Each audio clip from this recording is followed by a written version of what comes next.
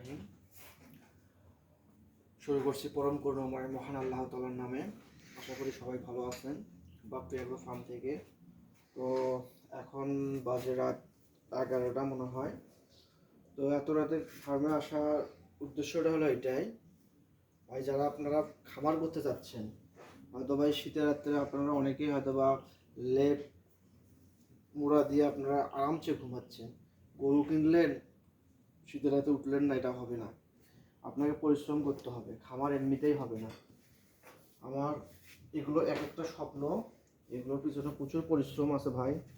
অনেক ভাই বলে আপনাদের গরুগুলো অনেক সুন্দর, অনেক মাশাআল্লাহ, কিন্তু এর পিছনে অনেক পরিশ্রম আছে, এমনিতে কোনো কিছু হয় না।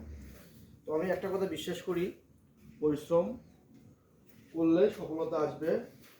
মেধাবীরা ব্যর্থ হতে পারে, কিন্তু পরিশ্রমীরা কখনো ব্যর্থ হবে না, এটা আমার বিশ্বাস। তো আপনারা প্রত্যেকে আমার জন্য দোয়া করবেন, আমি যেন এই সেক্টর থেকে অনেকটা উন্নতি লাভ করতে পারি। আর যারা এই সেক্টরে আসতে চাচ্ছেন তাদের উদ্দেশ্যে আমার একটাই মেসেজ থাকবে, তারা যেন বুঝে শুনে এই সেক্টরে যেন আসে। অযথা হুটহাট করে টাকা আছে করলাম, তা হবে না। কিন্তু হুটহাট করে করলে হবে না, বুঝে শুনে এই সেক্টরে আসতে হবে, তাছাড়া আপনারা কিন্তু লসের সম্মুখীন হবেন।